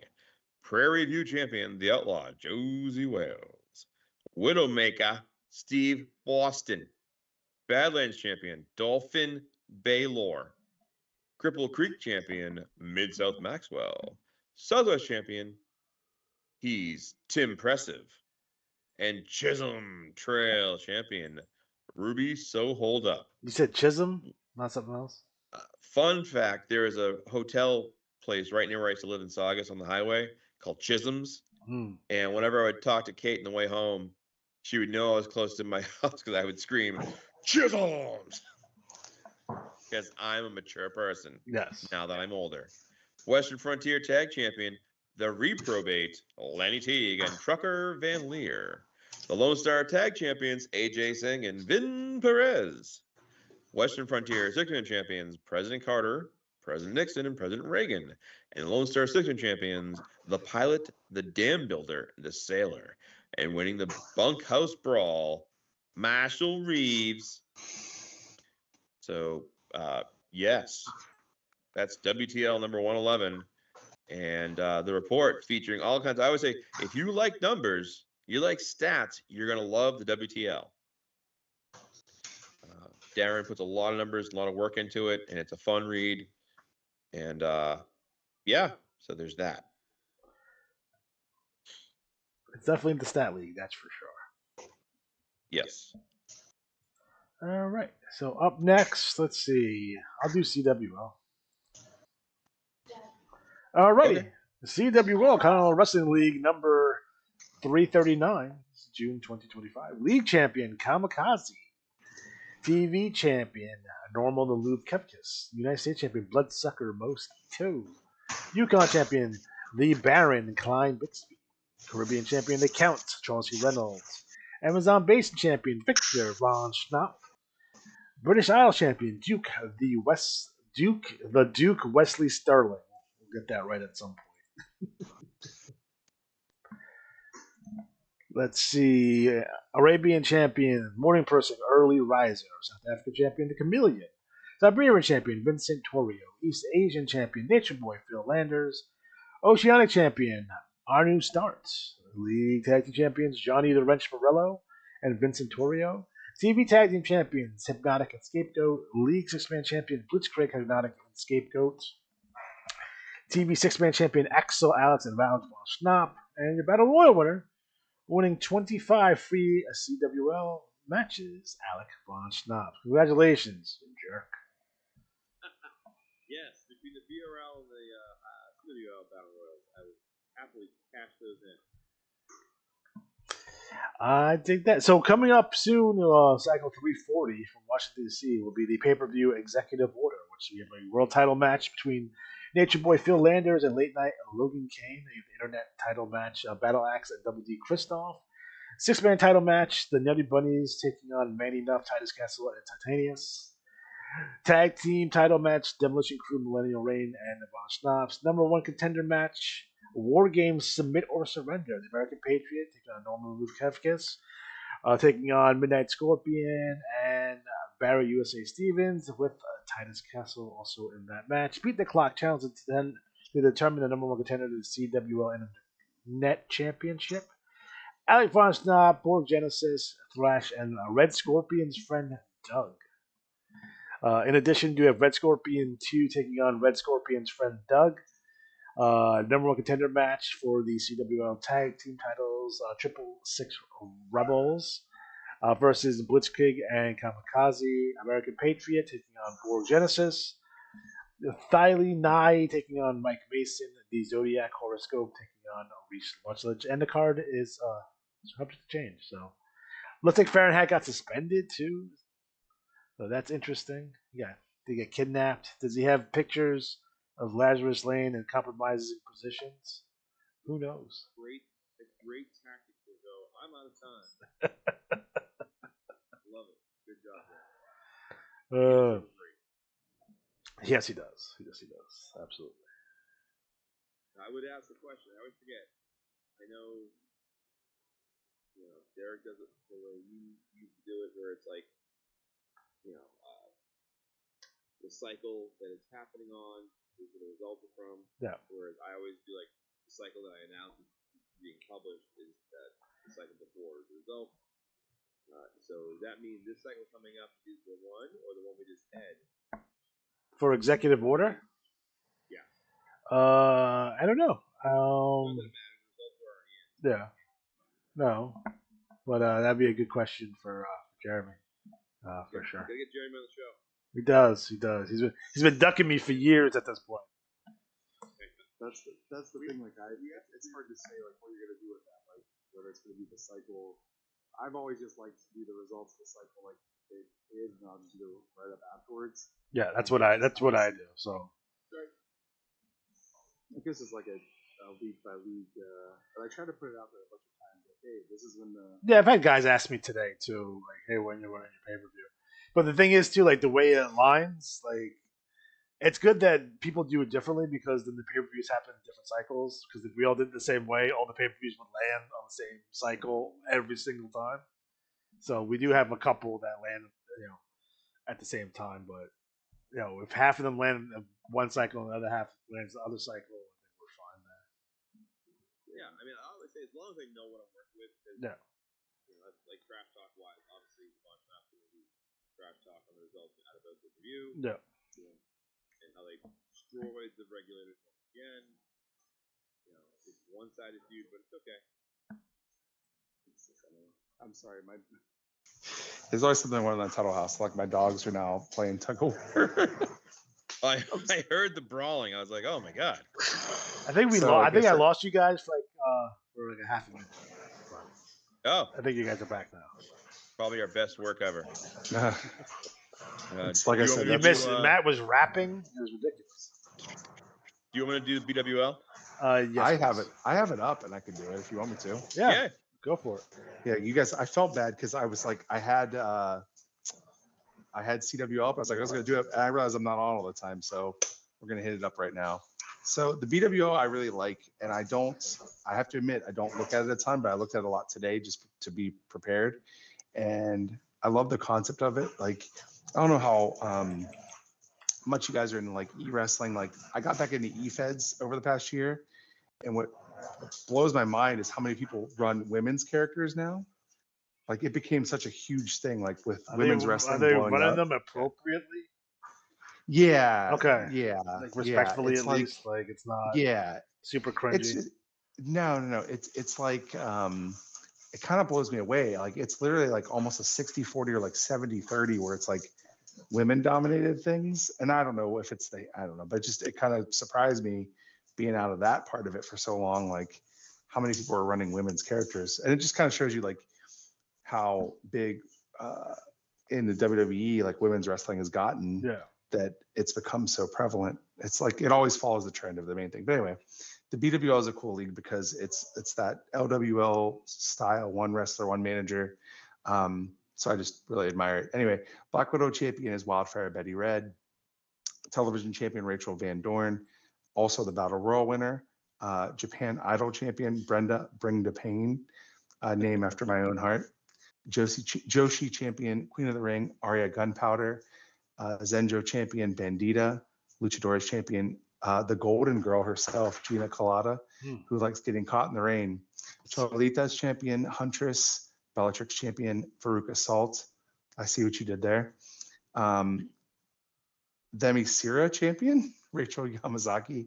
Hollywood champion Sarah B. Money. Sin City champion Mother D. And the Willowick champion, I like that too, Jersey Jen Grapevine. Lots going on in the BWL. Betty Thanu entering the Hall of Fame. Looks like their Queen of the Ring is coming up soon. Venom and Vengeance is coming in the August cycle with a lot of great matches. Where the Boys Aren't Four, which is not a title that I was accustomed with professional wrestling. I've seen it in some other VHS videos.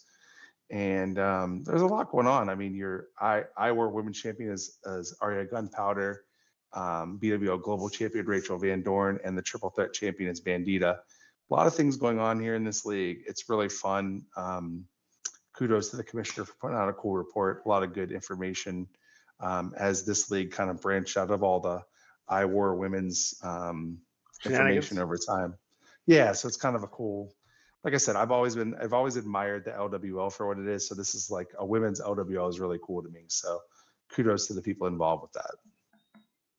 I would add to a couple things about BWL. One, if you can see this, if you guys can hear me. You guys hear me, right? I hear you. All right. Well, this book, Luchador, Heavy as a Legacy, written by the BWL commissioner, Patrick Wallace. So get your copy and read, and we will have a book club. Like not BRL book club, but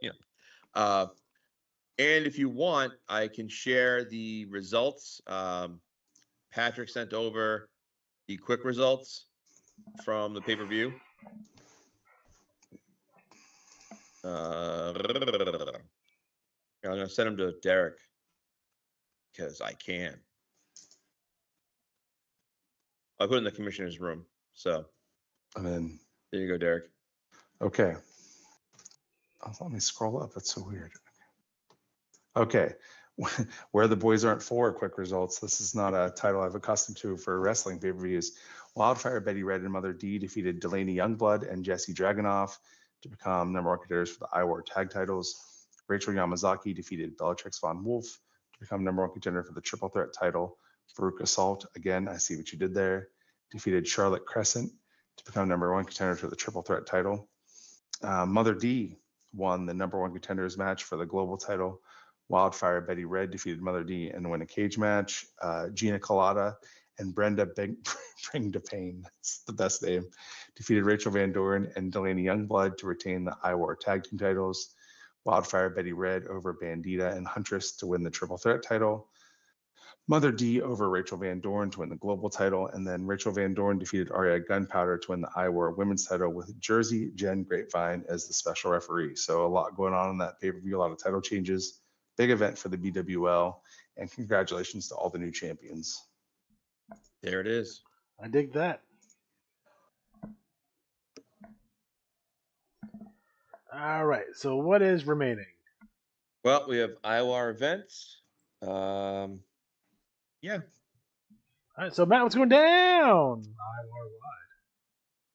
Well, first, the Johnny B Cup final was Cowboy Schlitz versus Punk Rock Mike versus the author of Agony, LePage Turner. And of course, Turner and Punk Rock Mike have a long, storied history of hating each other.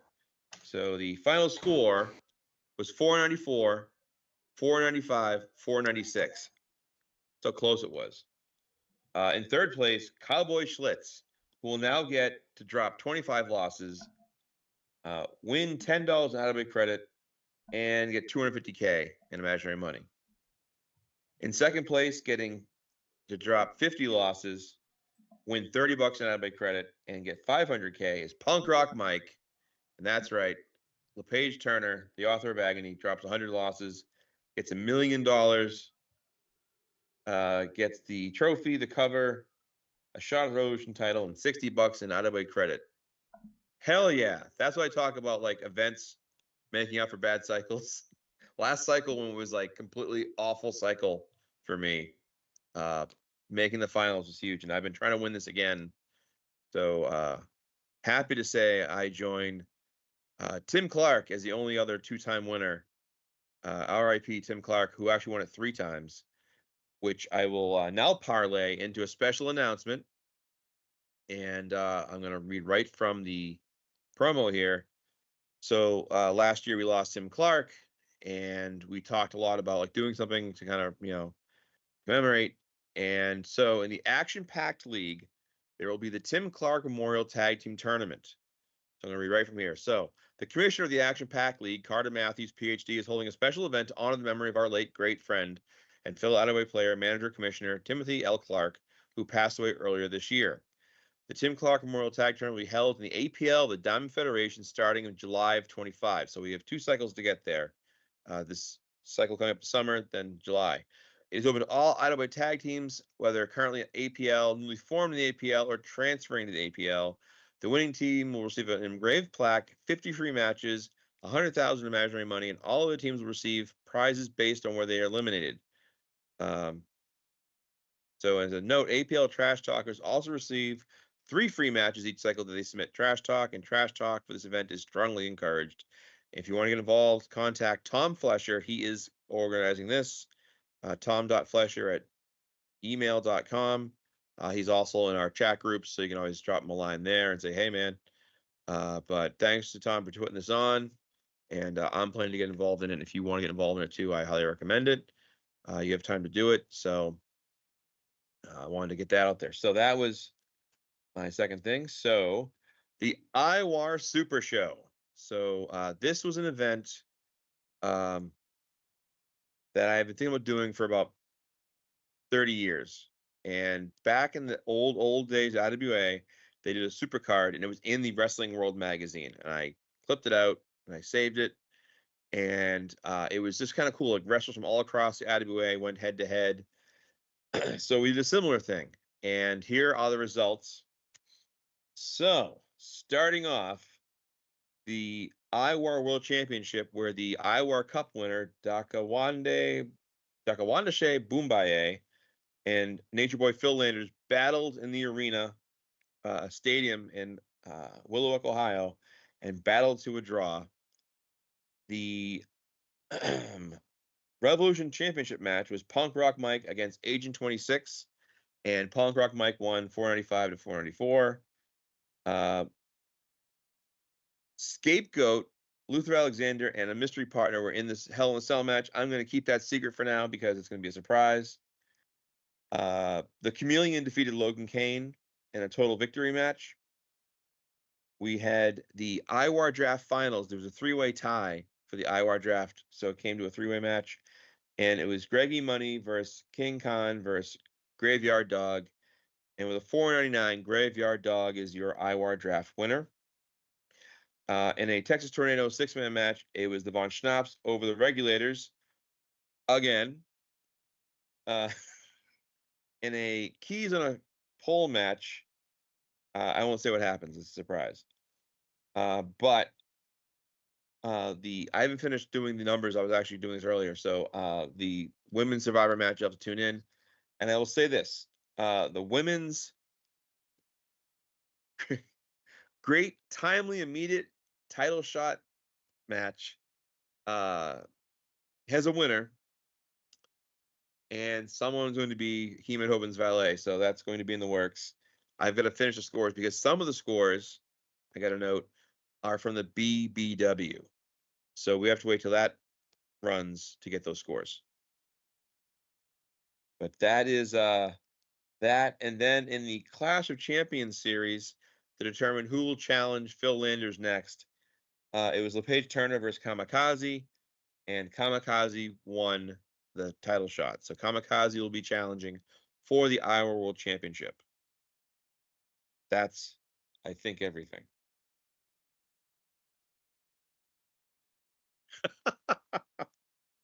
There it is.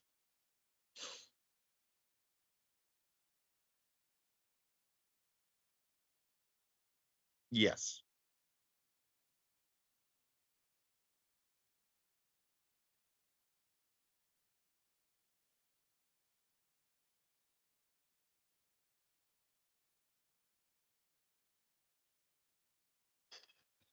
Yeah, right.